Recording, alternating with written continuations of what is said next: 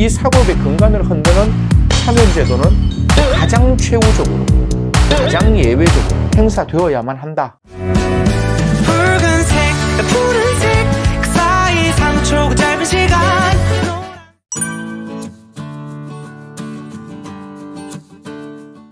인간이 불완전하기 때문에 인간이 만들어 놓은 법에 따라서 나온 판결도 이게 완벽하지 않을 수가 있거든요. 그러니까 그 당시에는 형식적 법치라는 곳에서 결과가 나왔지만 현재의 상황에서 정의라는 개념을 동원해서 보면 그 판결이 맞지 않을 수 있는, 그게 상존하고 있단 말이에요. 그렇기 때문에 제가 가장 중요하게 판단하는 거는 이 두 가지의 상충이 있느냐는 이건 규범적 판단이고, 그 규범적 판단에 이 법적 괴리가 있을 때, 즉 법의 어떤 판단과 그 법 판단 이후에 사정이 변경되어서 그것이 그 당시에는 법치에 맞는 판결이지만 지금 상황에서는 그게 맞지 않다라는 상황을 해결해 주기 위한 통치행위니까, 법 이념과 법 정의 사이의 괴리, 그 괴리가 도저히 불일치가 돼서 내버려 둬서는 국민들의 통합이 깨어질 수 있는 상황이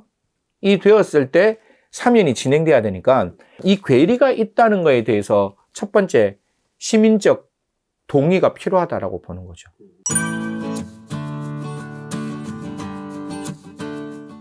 현실적으로 사면이라는 게 그 당시에 판단은 맞았지만 지금 현실적으로 그 판단을 유지하는 게 국민 통합의 입장에서 현저하게 반할 수 있어야 되거든요.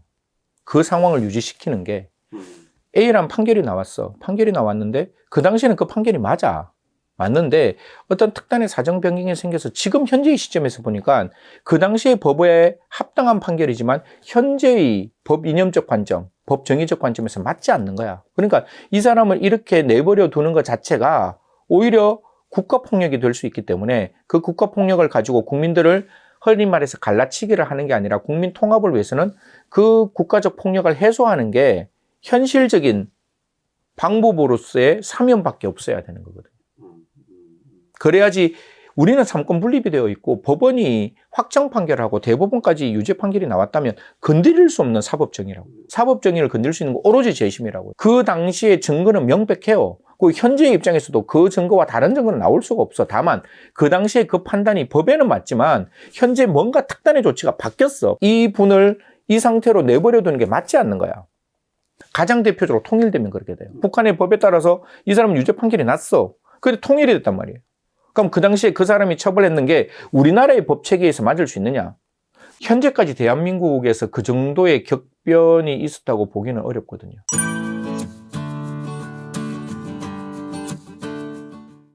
다 재심으로 걸리는 거죠. 국가폭력에서 재심으로서 그 사람이 무죄 판결로 왔는 거지 사면으로 가는 건 아니죠. 사면은 그 당시에 그 내용이 맞아야 돼요. 그렇기 때문에 그 당시의 증거가 다 위조되고 그 당시에 수사했는 사람이 어떤 독직 폭행을 통해서 임의성 없는 자백을 통해서 유죄 판결을 받았기 때문에 이 국가폭력에 의한 유죄 판결이 그 증거의 신규성과 명백성에 따라서 그것이 지금 판단으로 보면 그 증거의 임의성이 부정되기 때문에 이 사람들은 재심에 의해서 무죄 판결을 받을 수 있는 거죠. 그렇지만 이 사면이라는 거는 그 당시의 팩트는 맞아야 돼요. 맞는데 그 팩트가 현재의 어떤 급변하는, 아니면 현재의 어떤 국민들의 인식의 어떤 전환 때문에 그때 나온 그 판결이 현재의 관점에서는 맞지 않아야 돼요.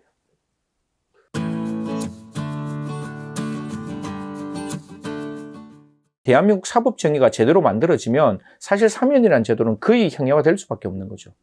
그러니까 우리는 사면이라는 걸 먼저 생각하는 게 아니라 우리가 만들어 놓은 법치의 원리가 제대로 구현되고 그 3심 제도 속에서 정말 공정하고 객관적인 정의로운 판결이 만들어졌다면 사법부는 삼권 분립에서 하나의 축이란 말이에요.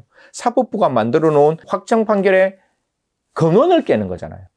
근원을 깨는 게 사면이란 말이에요. 네가 확정 판결 받아 10년 살아야 되는데 대통령이 한마디에서 그거 없애는 거거든요. 그렇기 때문에 이 사법의 근간을 흔드는 사면 제도는 가장 최후적으로, 가장 예외적으로 저는 행사되어야만 한다라고 보는 거죠.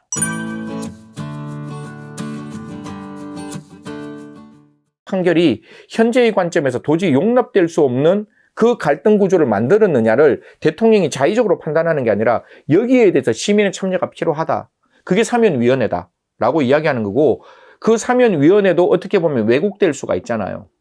그 인식 자체가. 그래서 사면위원회에서 혹시 잘못된 왜곡된 판단으로 사면이 되었다 할지라도 그 사면이 나중에 사후적으로 봤을 때 정말 대통령이 그러한 갈등 관계가 없었음에도 불구하고 대리사면이라 그러죠. 내 대신 처벌받은 사람을 위해서 사면을 하는 경우가 없지 않았단 말이에요. 그 사면에 대해서 또다시 한 번 정도 규범적으로 들여다볼 수 있는 게 필요한 게 아니냐. 사면권 행사라는 통치행위는 인정하되 절차의 위반이 있을 때는 절차를 다시 한번 들여다볼 수 있는 사후 통제 장치도 필요하다라는 게 제가 갖고 있는 사면의 근본적인 틀인 거죠.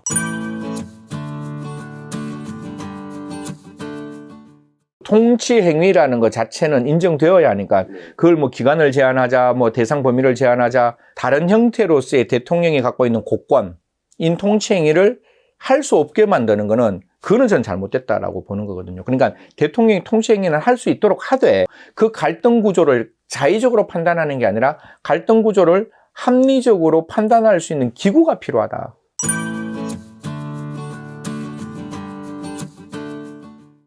사면위원회는 12명의 사람이 들어가는데 그 사람들이 제일 무서워하는 게 뭐겠어요? 국민 여러분. 내가 사면위원회에 들어갔을 때 그 사면위원 12명의 마음이 대통령에게 향하지 않고 일반 국민의 시선에 향하게 만들 수 있는 방법은 국민이 사면제도에 관심을 가지는 거예요. 사면의 마지막 결론, 국민적 화합이라고. 갈등 관계가 있다라고 치더라도 그 갈등 관계를 해소해서 결론으로는 국민의 통합이 이루어지는 거잖아요. 국민 갈라치기 하는 게 아니거든요. 그러면 사면위원회에 들어간 사람이 그 대통령의 의지에 천착을 할 것이냐, 아니면 그 갈등 구조를 해결했을 때 결국 국민의 입장에서는 화합이 안 된다고 이야기하는 그 국민의 목소리를 귀 기울일 것이냐는 사실 국민들의 관심이 가장 중요한 거죠. 그래서 사면이 만들어지고 이야기될 때 저는 좀 더 적극적으로 국민들의 어떤 자발적인 의사표시가 제대로 언론을 통해서 좀 나타날 수 있는 여러 가지의 통로가 필요하다라고 보는 거죠.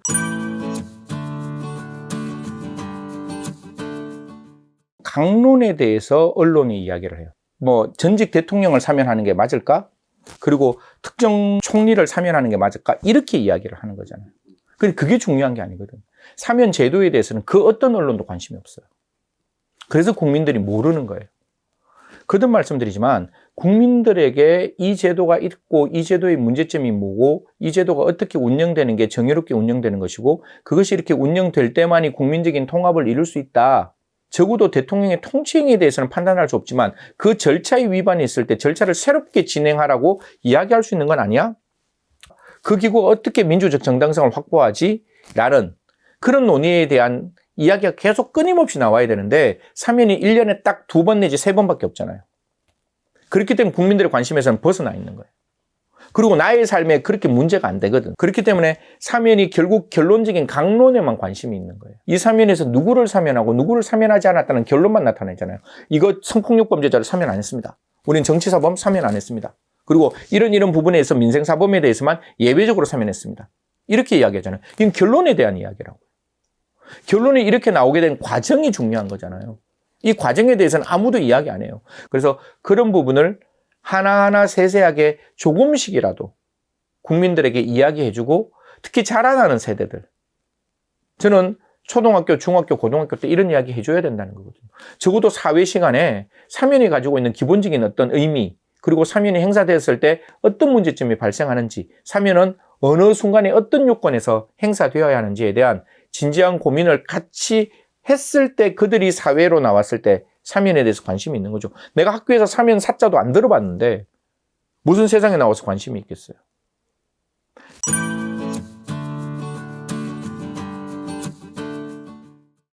MZ가 지금 생각하는 게 공정이라서 그래요. 지금까지 MZ세들이 봤을 때 그 사면은 법원의 판결보다 덜 정의롭다는 거죠. 근데 40대, 50대는 대통령은 대통령인데 대통령이 갖고 있는 권한, 우리가 뽑은 대통령이 그 정도 권한 행사할 수 있는 거 아니야? 다만 내가 갖고 있는 나의 그 정치적 성향에 맞는 사람이냐 틀리는 사람이냐에 대한 강론적 접근을 하는 거죠. 그러니까 총론적인 정의론적인 접근이 아니라 강론적인 접근. MZ세대는 그 판결의 정의로움이 사면의 정의로움보다 더 높다라고 보는 거고, 그 40, 50대의 그 어른들의 입장은 대통령의 사면권은 존재를 해. 그거는 인정하는데, 다만 그 행사의 대상이 나와 호불호가 있느냐의 문제로 접근하기 때문에 달리 판단될 수 있는 거겠죠.